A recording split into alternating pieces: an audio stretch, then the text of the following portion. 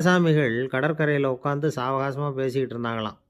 ஒருத்தர் சொன்னார், இன்னொருத்தருக்கு தெரியாமல் ஸ்வீட்டு சாப்பிட்றதே எப்பவும் இடைஞ்சல் தான் சார். நேத்திக்கு பாருங்கள் அப்படி தான் சாப்பிட்டுக்கிட்டு இருந்தேன், வீட்டுக்காரி கண்ணில் போட்டுவிட்டுது, அதுக்கப்புறம் ஒரே ரகலையாக போச்சு அப்படின்னாராம். எனக்கு கூட அப்படி தான் சார் ஆகிட்டுது, ஒரே ரகலை அப்படின்னாராம் இன்னொருத்தர். நீங்கள் சாப்பிட்டதும் உங்கள் வீட்டுக்காரங்க கண்ணில் போட்டுவிட்டுதா சார் அப்படின்னு கேட்டிருக்காரு இவர். அதுக்கு அவர் சொன்னாராம், அப்படி இல்லை சார், கடைக்காரர் கண்ணில் போட்டுவிட்டுதோ, நான் அவருக்கு தெரியாமல் அந்த ஸ்வீட்டை அவர் கடையிலேருந்து எடுத்திருந்தேன் அப்படின்னு விளக்கம் கொடுத்தாராம் இந்த ஆள். ஒருத்தர் முகத்தை தொங்க போட்டுக்கிட்டு ஒரு மாதிரியாக வந்தார். என்ன விஷயம்னு விசாரித்தேன். என்னுடைய நண்பன் ஒருத்தங்கிட்ட கருத்து வேறுபாடு, இனிமேல் நமக்குள்ளே எந்த சம்மந்தமும் வேணாம்னு நட்பை முறிச்சிட்டு வந்துட்டேன்னா. நண்பர்கள்னு இருந்தால் கருத்து வேறுபாடு வரத்தான் செய்யும்னு. கருத்து வேறுபாடு வராமல் இருக்கிறதுக்கு ஏதாவது வழி உண்டா அப்படின்னு கேட்டாங்க. அதை பற்றி நிபுணர்கள் சில யோசனைகளை சொல்லியிருக்கிறாங்கன்னு. முதல் விஷயம் என்னென்னா, உங்கள் நண்பனுக்கு ஒரு செய்தி சொல்லணும்னா அதை நீங்களே நேரடியாக சொல்லுங்கள், அல்லது உங்கள் கைப்பட கடிதம் எழுதுங்க. அதாவது நேரடி தொடர்பு முக்கியம். அதை விட்டுட்டு இன்னொருத்தர் மூலமாக நண்பர்களுக்கு செய்தி அனுப்புனா நீங்கள் சொல்கிற செய்தி அப்படியே போய் சேராது, அது சேதமாயிடும். கூட்டி குறைச்சி சொல்லிவிடுவாங்க, அது குழப்பத்தில் கொண்டாந்து விட்டுரும். இது ஒரு யோசனை. ரெண்டாவது யோசனை என்னென்னா, நீங்கள் ஒரு நல்ல காரியத்தை செய்யும் பொழுது உங்கள் நண்பரையும் சேர்த்துக்குங்க, அவருக்கும் அதில் ஒரு ஈடுபாட்டை உருவாக்குங்க. மூணாவது யோசனை, நம்ம பக்கத்தில் இருக்கிற நண்பர் மகிழ்ச்சி அடைகிற மாதிரி ஏதாவது செய்யணும். சின்ன சின்ன செயல்களாக இருந்தாலும் பரவாயில்ல, அவர் நமக்கு எதுவும் செய்யலையே, நாம் எதுக்கு செய்யணும் அப்படின்னு நினச்சிக்கிட்டு இருக்கக்கூடாது. நாலாவது யோசனை என்னென்னா, உங்களுக்கு ஒரு பிரச்சனையா அல்லது உங்கள் நண்பருக்கு ஒரு பிரச்சனையா, எதுவாக இருந்தாலும் 2 பேரும் சேர்ந்து உட்காந்து ஆலோசனை பண்ணுங்கள். நம்ம யோசனையும் கேட்கப்படுதே அப்படிங்கிற நினைப்பே அவருக்கு ஒரு மன நிறைவை உண்டாக்குமா. ஐந்தாவது யோசனை, உங்கள் நண்பர் ஏதோ ஒரு காரியத்தை செய்கிறார், நீங்கள் உடனே அவசரப்பட்டு நீ செய்கிறது தப்புன்னு தீர்ப்பு சொல்லக்கூடாது. அவர் அதை செய்யறதுக்கான நியாயங்கள் எவ்வளவோ இருக்கும், அதை புரிஞ்சுக்கிறதுக்கு முயற்சி பண்ணணும். ஆறாவது யோசனை, உங்கள் நண்பர் என்ன சொன்னாலும் அதை பொறுமையாக கேளுங்க. அவர் சொல்கிறத புரிஞ்சுக்கணும், அவர் சொல்ல விரும்புகிறத புரிஞ்சுக்கணும், அவர் சொல்ல முடியாமல் தவிக்கிறதையும் புரிஞ்சுக்கணும். இப்படி 3 விதமாகவும் அவரை புரிஞ்சுக்கிட்டு அதுக்கு தகுந்த மாதிரி செயல்படணும். ஏழாவது யோசனை என்னென்னா, உங்கள் நண்பர் உங்ககிட்ட ஏதோ ஒரு கருத்தை சொல்கிறார், அது உங்களுக்கு பிடிக்கல, அதுக்காக உடனே நீ சொல்கிறது சரியில்லை, நான் ஒத்துக்க மாட்டேன் அப்படின்லாம் மறுத்துக்கிட்டு இருக்கக்கூடாது. அவர் சொல்கிறத கேட்கணும், பொறுமையாக சிந்திக்கணும், அதுக்கப்புறம் பதில் சொல்லணும்.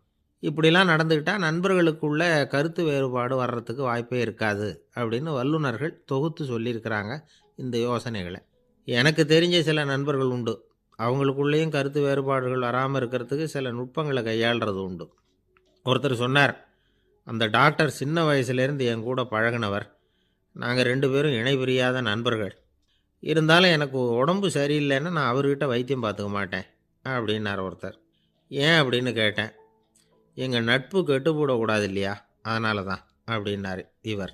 ஒரு மனுஷனுக்கு 3 விதத்தில் கர்வம் உண்டாகிறதுக்கு வாய்ப்பு உண்டு. பணம், பதவி, புகழ். பணம் அதிகமாக வந்தால் கர்வம் வரலாம், பதவி பெருசாக வந்துட்டுதுன்னா கர்வம் வரலாம், புகழ் அதிகமாக போனாலும் கர்வம் வரலாம். இந்த 3 வகையான கர்வத்துக்கும் இடம் கொடுக்காமல் இருக்கிறாங்க பாருங்கள், அவங்க தான் சிறந்த மனிதர்கள். ஒரு பெரிய பொறுப்பில் இருக்கிறவங்களுக்கு கர்வம் வந்துடக்கூடாது. அப்படி வந்துட்டுதுன்னா அது எல்லாருக்கும் இடைஞ்சல். ஒரு ராஜா இருந்தார். அவர் ஒரு நாள் தன்னுடைய தலைநகரத்தை சுற்றி வந்துக்கிட்டு இருந்தார். ஒரு இடத்துல ஒரு அழகான நிலத்தை பார்த்தார். ஆஹா, இந்த இடத்துல நமக்குன்னு ஒரு மாளிகையை கட்டினா எவ்வளோ நல்லாயிருக்கும் அப்படின்னு நினச்சார். ராஜா நினச்சா அது முடியாத காரியமா? சரி, இந்த நிலம் யாருக்கு சொந்தம்னு விசாரிங்க அப்படின்னார் பக்கத்தில் இருந்தவங்கக்கிட்ட. அவங்கெல்லாம் ஓடி போய் விசாரித்தாங்க. அந்த இடம் ஒரு வயசான கிழவிக்கு சொந்தம், வயசான அம்மாவுக்கு சொந்தமாக. அந்த அம்மா தான் அதில் ஒரு குடிசையை போட்டு குடியிருந்துகிட்டு இருக்கிறாங்க. சரி, அந்த நிலத்துக்கு ஒரு விலையை நிர்ணயம் பண்ணி அதை அந்த வயசான அம்மாக்கிட்ட கொடுத்துருங்கோ அப்படின்னு உத்தரவு போட்டார் ராஜா. ஆனால் அந்த அம்மா, இது எங்கள் பூர்வீக இடம், இதை விற்க மாட்டேன் அப்படின்னு சொல்லிவிட்டுது. சரி, 2 பங்கு விலை கொடுக்குறோம்னு சொல்லி பாருங்க அப்படின்னாங்க. அப்படியே சொன்னாங்க அரண்மனை ஆட்கள். அதுக்கும் சம்மதிக்கலை அந்த அம்மா. இதை கேள்விப்பட்டதும் ராஜாவுக்கு கோபம் வந்துட்டுது. தன்னுடைய ஆளுங்களை கூப்பிட்டார். போய் அந்த குடிசையை பிரிச்சேரிங்க, காசெல்லாம் ஒன்றும் கொடுக்காதீங்க அப்படின்னு கத்தினார். அவ்வளோதான். அடுத்த நிமிஷம் அரண்மனை ஆசாமிகள் போனாங்க, குடிசையை பிரித்து எரிஞ்சாங்க. அந்த வயசான அம்மா இருக்கு, அதுவும் அந்த இடத்த விட்டு துரத்தி விட்டாங்க. அந்த இடத்துல ஒரு அரச மாளிகையை கட்டி முடிச்சிட்டாங்க. அந்த வயசான அம்மா பாவம், ராஜாவே இப்படி பண்ணால் யாருக்கிட்ட போய் முறையிட முடியும்? ஒரு ஞானி இருந்தார், அவர்கிட்ட போய் சொன்னாங்க. அவர் இவங்க சொன்னதை கேட்டு மனசில் வச்சுக்கிட்டார். ஒரு நாள் அந்த ராஜாவே இந்த ஞானியை கூப்பிட்டார். புதுசாக ஒரு மாளிகை கட்டியிருக்கிறேன், வந்து பாருங்கன்னு. சரின்னு சொல்லி இந்த பெரியவர் ஒரு நாள் இந்த மாளிகைக்கு போனார். சும்மா போகல, ஒரு கழுதையையும் ஓட்டிகிட்டு போனார். கொஞ்சம் சாக்குகள், வெத்து சாக்கு, அதையும் எடுத்து கழுதை முதுகில் போட்டு கழுதையை ஓட்டிகிட்டு போகிறார். ராஜா பார்த்தார். அவருக்கு இது ஆச்சரியமாக இருந்தது. என்ன இது, மாளிகைக்கு வந்துட்டு போங்கன்னு கூப்பிட்டா கழுதை சாக்கு இதெல்லாம் கொண்டு வராரே, ஒன்றும் புரியலையேன்னு நினச்சார். எதுக்காக இதெல்லாம்னு கேட்டார். அரசருடைய தோட்டத்திலேருந்து கொஞ்சம் மண் எடுத்துகிட்டு போகிறதுக்கு ஆசைப்பட்றேன், அதுக்கு நீங்கள் அனுமதி கொடுக்கணும் அப்படின்னாரு இவர். இது என்ன வேடிக்கையான கோரிக்கையாக இருக்குது அப்படின்னு நினச்சார் ராஜா. இருந்தாலும் மண்ணு தானே கேட்குறாரு, எடுத்துகிட்டு போகட்டுமே அப்படின்னு நினச்சார். சரின்னு அனுமதி கொடுத்தார். அந்த பெரியவர் தோட்டத்துக்கு போனார், மண்ணை வெட்டினார், சாக்கில் போட்டு நிரப்புனார். ராஜாவை கொஞ்சம் கிட்ட வாங்கன்னு கூப்பிட்டார். இந்த மண் மூட்டையை தூக்கி கழுதையோட முதுகில் வைக்கணும், கொஞ்சம் உதவி பண்ணுங்கன்னார். ஓ பண்ணுறேனே அப்படின்னு சொல்லி ராஜா கிட்ட போனார். மூட்டையை தூக்கி பார்க்குறாரு, முடியல, திணறி போட்டார். இப்போ அந்த ஞானி பேசினாராம். அரசே, இந்த ஒரு சாக்கு மண்ணையே உங்களால் தூக்க முடியல, அந்த கிழவிகிட்ட இருந்து அந்த அக்கிரமமாக அபகரித்த இந்த தோட்டம் பூராவையும் சுமக்கணும்னு ஆசைப்படுறீங்களே, அது உங்களால் முடியுமா அப்படின்னு கேட்டாராம். ராஜா யோசனை பண்ண ஆரம்பித்தார். தன்னுடைய செயலுக்காக வருத்தப்பட்டாராம். அந்த வயசான அம்மாவை உடனடியாக வரவழைச்சார். தாயே, தப்பு பண்ணிட்டேன், என்னை மன்னிச்சுக்குங்க, இன்னையிலேருந்து இந்த மாளிகையும் தோட்டமும் உங்களுக்கு தான் சொந்தம் அப்படின்னு சொல்லிவிட்டாராம். போகிறப்ப இந்த உலகத்திலேருந்து எண்ணத்தை எடுத்துகிட்டு போக போகிறோம், அதனால் ரொம்பவும் அலட்டிக்க வேண்டியதில்லை, கர்வப்பட வேண்டியதில்லை அப்படிங்கிறது ஒரு பெரிய உபதேசம். ஒரு பெரிய மனுஷன் சாக கிடந்தார், ரொம்பவும் அழுதார். ஏன் அழறீங்க அப்படின்னு கேட்டாங்க சுற்றி இருந்தவங்க. நான் சாகிறதுக்காக கவலைப்படலை, நான் நம்ம ஜனங்களுக்காக எவ்வளவோ காரியம்லாம் செஞ்சுக்கிட்டு வந்தேன். நான் செஞ்சுக்கிட்டு வந்த சேவையை இனிமேல் யார் செய்ய போகிறாங்க, அது யாரால் முடியும், அதை நினச்சி தான் அழறேன் அப்படின்னாராம். ஒருத்தர் முன்னாடி வந்தார். அதுக்காக நீங்கள் கவலைப்படாதீங்க, உங்கள் சேவையை தொடர்ந்து செய்கிறதுக்கு என்ன மாதிரி இளைஞர் பட்டாலும் தயாராக இருக்குது, இருந்தாலும் எங்கள் கவலை என்னென்னா அப்படின்னு இழுத்தார்.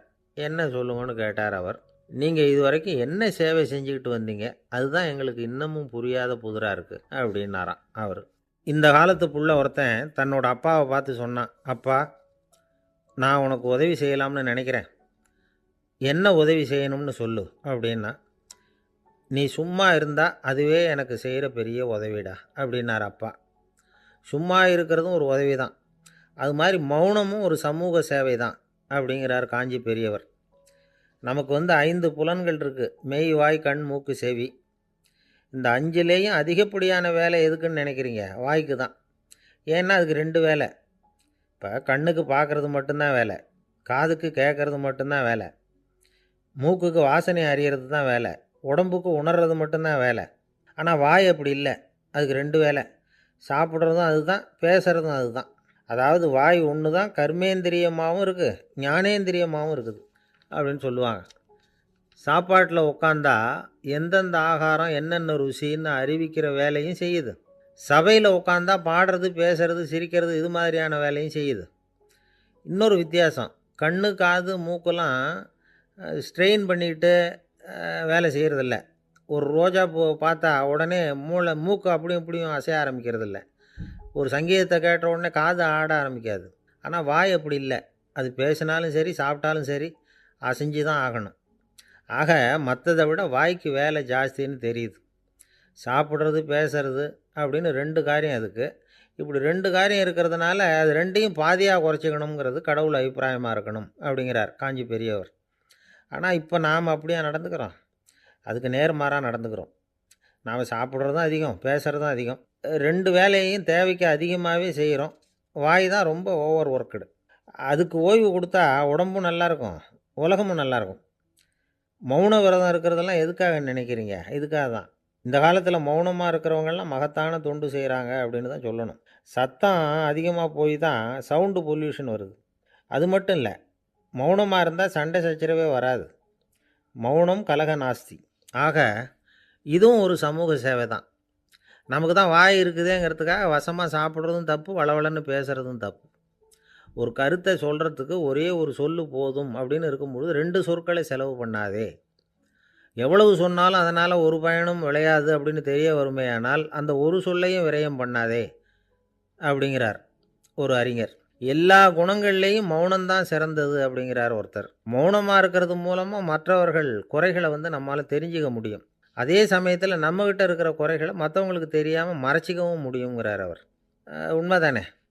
ஒரு பெரிய மேடை பேச்சாளர், பொது வாழ்க்கையில் 25 வருஷ காலமாக ஈடுபட்டிருக்கிறவர்.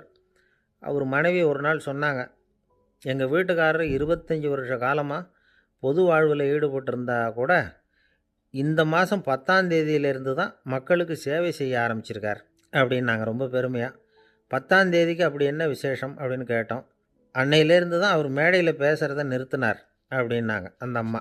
ஒரு நண்பர் அவசரமாக என்கிட்ட ஓடி வந்தார். அப்புறம் சொன்னார், என்னால் நம்பவே முடியல சார், என் பையனா அப்படி அப்படின்னு சொல்லி ஆச்சரியப்பட்டார். உங்கள் பையன் அப்படி என்ன தான் செஞ்சுட்டான் அப்படின்னு கேட்டேன். என்னால் முடியாத ஒரு காரியத்தை அவன் செஞ்சுட்டான் சார் அப்படின்னார். அது என்னன்னு தான் சொல்லுங்களேன். என்ன 5ஆவது வகுப்பில் அவன் ஒரே தடவையில் தேறிட்டான் சார். அதாவது ஒரே அட்டம்ப்டில் பாஸ் ஆகிருக்கான் அப்படின்னார் மூச்சு வாங்க. கஷ்டப்பட்டு பரீட்சை எழுதுனது அவன், இவருக்கு ஏன் மூச்சு வாங்குது? நம்மால் செய்ய முடியாத ஒரு காரியத்தை இன்னொருத்தர் செய்யும் பொழுது அது நமக்கு ஆச்சரியமாக இருக்குது.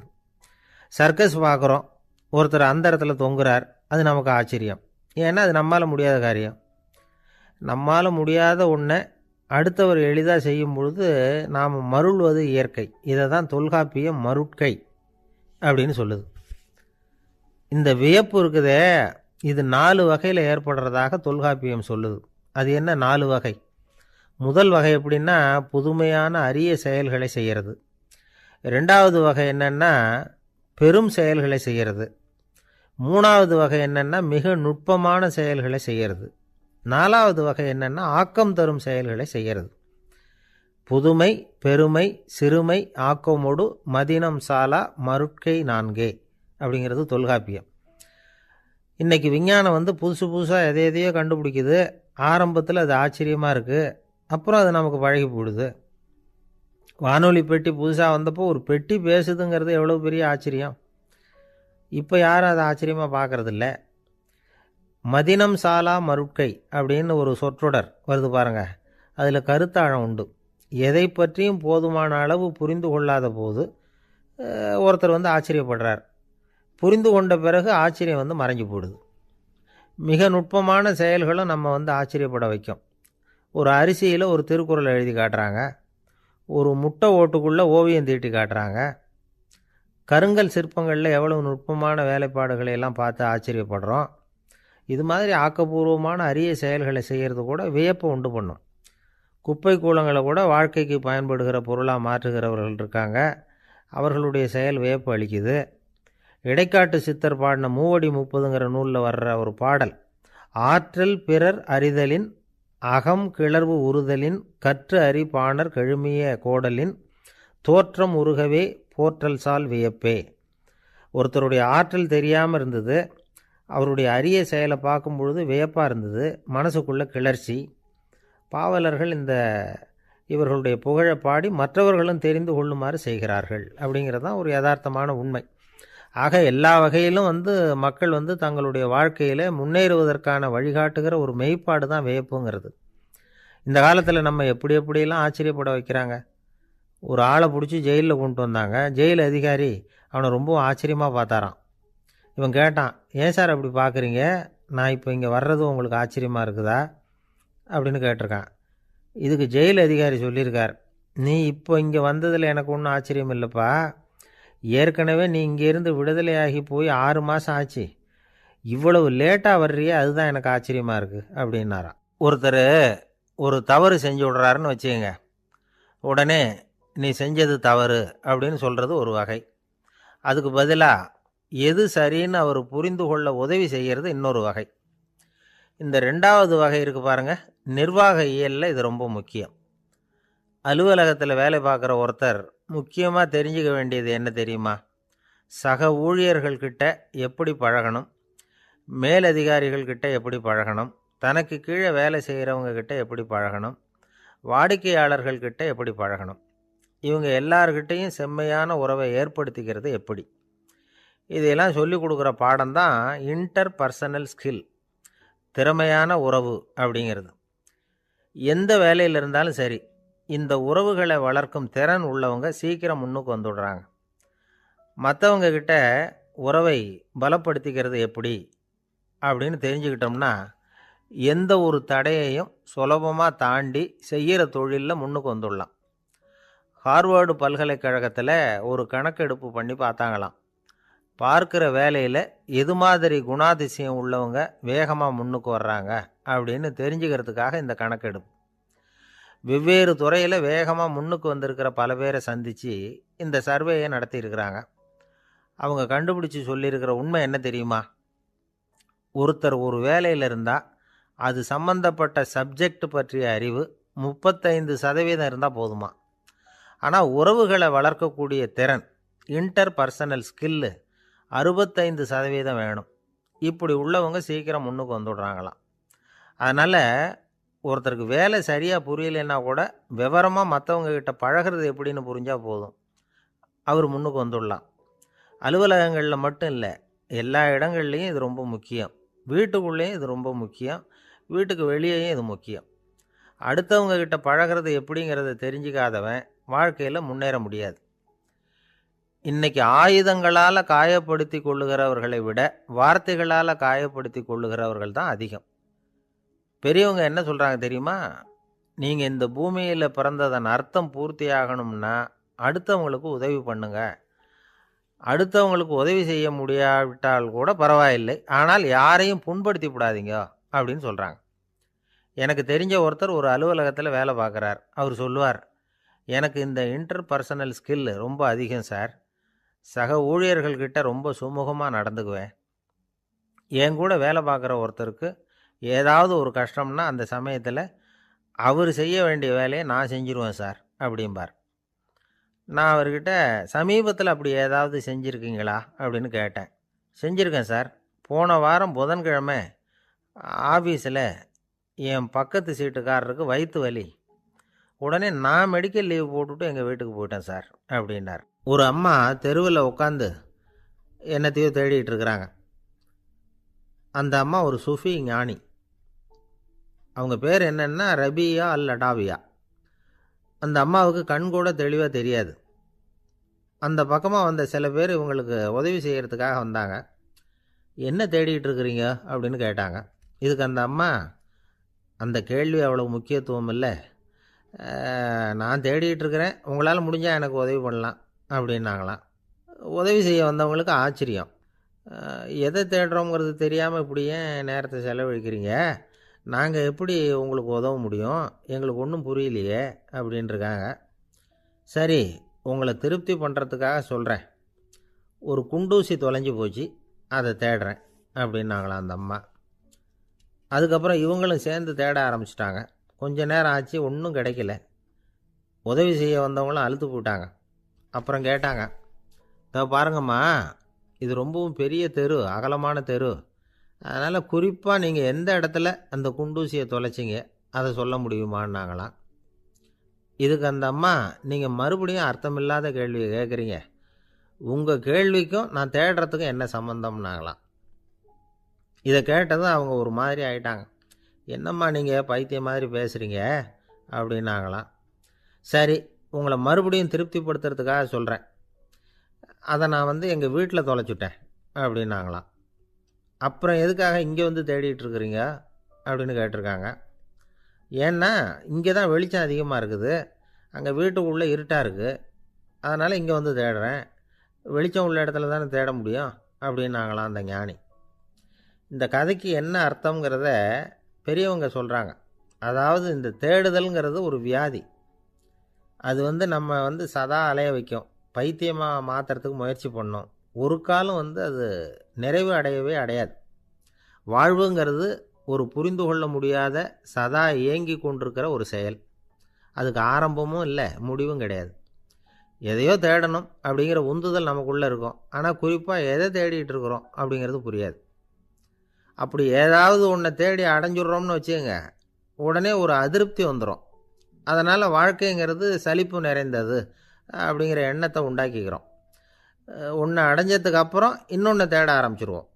ஆக இந்த தேடல்ங்கிறது நாம் ஒன்று அடைஞ்சாலும் அடையாவிட்டாலும் தொடர்ந்து நடந்துக்கிட்டு தான் இருக்கும். இதுக்கு முடிவே கிடையாது. இந்த உண்மையை நாம் நல்லா புரிஞ்சுக்கணும் அப்படிங்கிறது பெரியவங்களுடைய கருத்து. ஏழையும் தேடுறான், பணக்காரனும் தேடுறான், நோயாளியும் தேடுறான், நோய் இல்லாதவனும் தேடுறான், அதிகாரம் உள்ளவனும் தேடுறான், அதிகாரம் இல்லாதவனும் தேடுறான், முட்டாளும் தேடுறான், அறிவாளியும் தேடுறான். ஆனால் யாரும் இதை தான் தேடி சாதிக்க போகிறோம், இதுதான் முடிவு அப்படின்னு திட்டவட்டமாக சொன்னதில்லை. ஒன்று அடைஞ்சதும் இன்னொன்று தேட ஆரம்பிச்சிடுறாங்க, அவ்வளோதான். அதாவது உங்களின் தேடுபவர் உங்கள் உள்ளே தான் இருக்கிறார், அவரை தேடி கண்டுபிடியுங்கள்.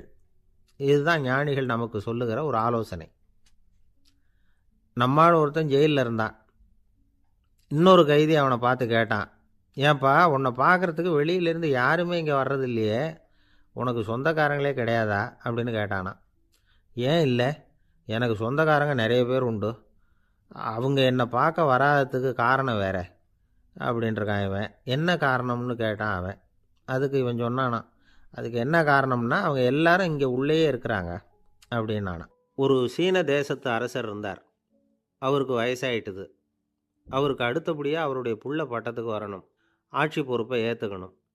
ஒரு நல்ல தலைவனுக்கு இருக்க வேண்டிய பண்புகள்லாம் தன்னுடைய மகனுக்கு இருக்கணும்னு விரும்பினார் அந்த அரசர்.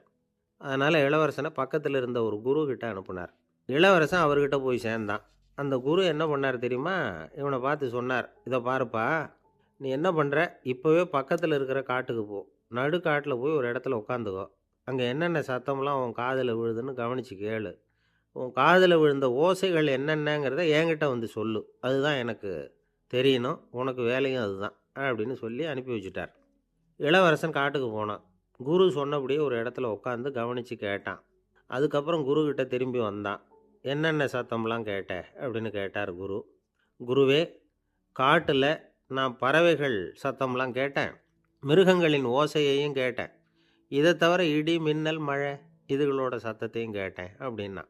குரு யோசனை பண்ணார், நீ இன்னமும் சரியாக கேட்கல, அதனால் மறுபடியும் காட்டுக்கு போ, கொஞ்ச நாள் தங்கியிருந்து கேட்டுட்டு வா அப்படின்னார். இளவரசனுக்கு ஒன்றும் புரியல.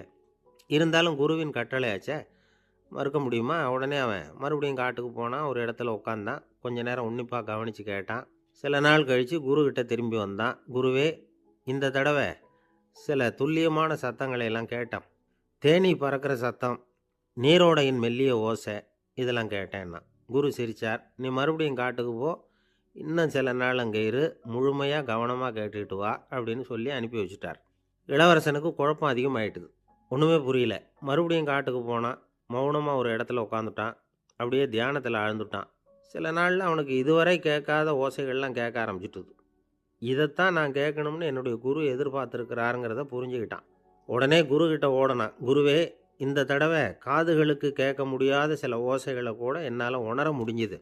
பூ மலருகிற ஓசை, சூரியனால் பூமி சூடாகிறப்போ எழுகிற ஓசை, காலை பனித்துளியை இந்த புல்லுலாம் குடிக்கிற ஓசை, இது எல்லாம் என்னால் நல்லா கேட்க முடிஞ்சுது அப்படின்னா. குருவுக்கு இப்போ தான் திருப்தி ஏற்பட்டு தான். இளவரசனை பார்த்து சொன்னார், இதை பாருப்பா, இப்போ தான் நாட்டை ஆளுகிற தகுதி உனக்கு வந்திருக்குது அப்படின்னு சொல்லி அதுக்கு விளக்கமும் கொடுத்தாராம். எந்த அரசன் தன்னுடைய மக்களின் இதயம் பேசுகிற மௌன மொழியை, மௌன வார்த்தைகளை கேட்குறானோ அவன்தான் ஆள தகுதி உள்ளவன். எந்த அரசன் தன்னுடைய மக்களின் உணர்ச்சிகளை உண்மையாக உணர்றானோ அவன்தான் முதன்மையான அரசன். போலி வார்த்தைகளை மட்டும் கேட்டுட்டு பல மௌன ராகங்களை காதில் வாங்கிக்காதவன் அரசனே இல்லை. எந்த நாட்டில் எப்போ ஒரு அரசன் தன்னுடைய மக்களின் உணர்ச்சிகளை கேட்க மறுக்கிறானோ அன்னையிலேருந்தே அந்த நாடு அழிய தொடங்குது அப்படின்னு அர்த்தம். இதுதான் அந்த குரு இளவரசனுக்கு போதிச்சது. வாயால் பேசுகிறத மட்டும் கேட்டு ஏமாறக்கூடாது, உணர்ச்சிகளையும் கேட்குறதுல தான் மனப்பக்குவம் உண்டாகும். மக்கள் உணர்ச்சிகளை புரிந்து கொள்ளாத அரசர்கள் நீடிச்சிருக்க முடியாது. அது மாதிரி நாடுகளில் அடிக்கடி குழப்பம் தான் உண்டாகும். அப்படி இருந்தால் அடிக்கடி ஆட்சி மாறிக்கிட்டு இருக்கும். அப்படிப்பட்ட ஒரு தேசம், அங்கே ஒரு சிறைச்சாலையில் 3 கைதிகள் பேசிக்கிட்டு இருந்தாங்க. ஒருத்தன் சொன்னான், நான் இந்த நாட்டு ராஜாவை எதிர்த்து பேசிக்கிட்டு இருந்தேன், அதனால் என்னை பிடிச்சி கொண்டாந்து இங்கே போட்டுட்டாங்க அப்படின்னா ஒருத்தன். இன்னொருத்தன் சொன்னான், நான் இந்த நாட்டு ராஜாவை ஆதரித்து பேசிக்கிட்டு இருந்தேன், அதனால் என்னை பிடிச்சி கொண்டாந்து இங்கே தள்ளிவிட்டாங்க அப்படின்னா. அது சரி, நீ என்ன தப்பு பண்ண அப்படின்னு சொல்லி 3வது ஆளை பார்த்து இவங்க கேட்டாங்க. அதுக்கு அந்த ஆள் சொல்கிறான், நான் தான் இந்த நாட்டு ராஜா அப்படின்னானாம். ஒரு ஆசாமி வேகமாக ஓடிக்கிட்டு இருந்தான். ஏன் இப்படி ஓடுறேன்னு கேட்டார் இன்னொருத்தர்.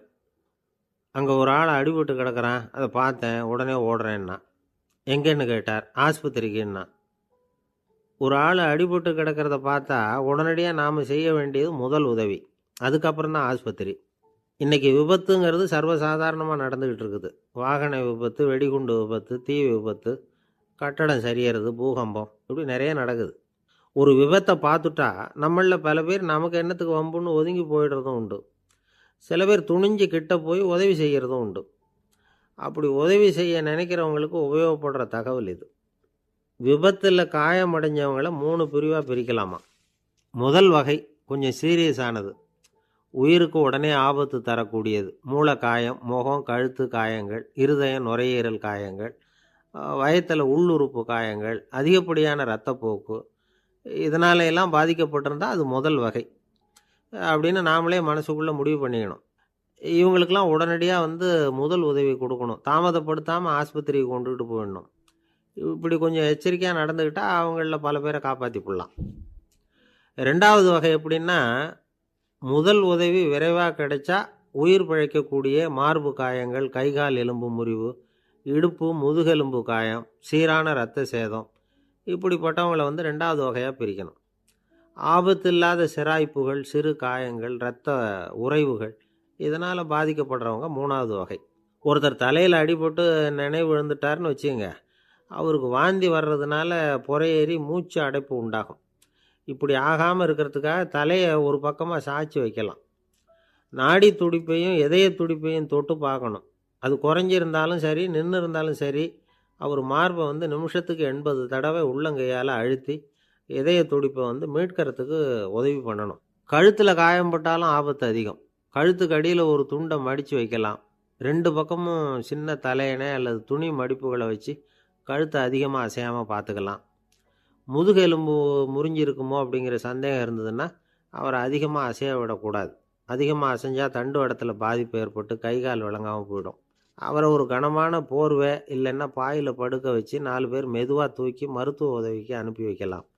கையெலும்பு முறிஞ்சிருந்தால் முறிஞ்ச பாகத்தை உடம்போடு சேர்த்து அசையாமல் கட்டி போடலாம். கால் எலும்பு முறிஞ்சிருந்தால் மற்ற காலோடு சேர்த்து கட்டி போடலாம். முறிஞ்ச பாகம் தொங்காமல் பார்த்துக்கணும். அப்போ தான் வீக்கம் உண்டாகாமல் இருக்கும். வெட்டு காயம், குண்டடிப்பட்ட காயம், இதிலெல்லாம் இரத்தப்போக்கு அதிகமாக இருக்கும். ரத்தம் வெளியேற ஆபத்து அதிகம். சுத்தமான துணியை பல மடிப்புகளை மடித்து காயத்தின் மேலே வச்சு அழுத்தமாக ஒரு 10 நிமிஷம் பிடிச்சிக்கணும். ரத்தம் நின்ன உடனே காயத்துக்கு கட்டு போடலாம். சில சமயம் காயம்பட்ட பாகத்தை உயரமாக தூக்கி பிடிச்சிக்கிட்டா தான் ரத்த கசிவு நிற்கும். இந்த விவரங்களையெல்லாம் கொஞ்சம் மனசில் வாங்கி வச்சுக்கிட்டோம்னா சமயத்தில் உதவும். ஏன்னா இந்த காலத்தில் விபத்து எந்த ரூபத்தில் எப்போ வரும்னு யூகிக்கவே முடியல. நண்பர் ஒருத்தர் சொன்னார், நேற்றுக்கு பாருங்கள் சார், என் கண்ணு முன்னாடியே ஒரு சின்ன விபத்து நடந்ததுன்னார். என்னன்னு விசாரித்தோம். ஒரு பஸ்ஸில் வந்துக்கிட்டு இருந்தேன். அந்த பஸ்ஸில் பின்பக்கம் படி ஓரமாக நின்றுக்கிட்டு இருந்த ஒருத்தர் ரோட்டில் விழுந்துட்டார். டிரைவர் அதை கவனிக்கலை, நிறுத்தாமல் அவர் பாட்டுக்கு போகிறாருன்னார். கண்டக்டர் உடனே விசில் கொடுத்து பஸ்ஸை நிறுத்த வேண்டியது தானே அப்படின்னோம். அதுதான் சார் முடியாமல் போச்சுன்னார் அவர். ஏன்னு கேட்டாங்க. தவறி கீழே விழுந்ததே அந்த கண்டக்டர் தான் சார் அப்படிங்கிறார். ஒரு நண்பர், அவர்கிட்ட பேசிக்கிட்டு இருந்தேன். மனித உறவுகள் பற்றி அவர் சொல்லிகிட்டு இருந்தார். அமெரிக்காவில் தந்தை மகன் உறவு எப்படி இருக்குது அப்படிங்கிறத விளக்கிறதுக்கு அவர் ஒரு கதையை சொன்னார். ஒரு அப்பா பகல் பூராவும் அலுவலகத்தில் வேலை, ஓடி ஆடி உழைச்சிக்கிட்டு களைச்சி போய் ராத்திரி 10 மணிக்கு மேலே வீடு திரும்பினான். வீட்டு வாசலில் அவரோட மகன் காத்துக்கிட்டு இருக்கிறான். இன்னமும் தூங்கலை. அப்பாவை வாசல்லையே தடுத்து நிறுத்தி, அப்பா உனக்கு சம்பளம் எவ்வளவு அப்படின்னு கேட்குறான். ஏற்கனவே ஆஃபீஸ் பிரச்சனைகளால் அலுத்து போய் திரும்புகிற அப்பாவுக்கு கோவம் வந்துட்டுது. என்னடா இப்படிலாம் கேளுன்னு உங்கள் அம்மா உனக்கு சொல்லி கொடுத்தாளா அப்படின்னு சொல்லிவிட்டு உள்ளே போய் சட்டையை கட்டி மாட்டிவிட்டு குளிச்சுவிட்டு மறுபடியும் வெளியில் உடையை மாற்றுகிற சமயம் அப்போ மறுபடியும் மகன் உள்ளே நிற்கிறான் அவர் முன்னாடியே. அப்பா உனக்கு எவ்வளவு சம்பளங்கிறான் மறுபடியும்.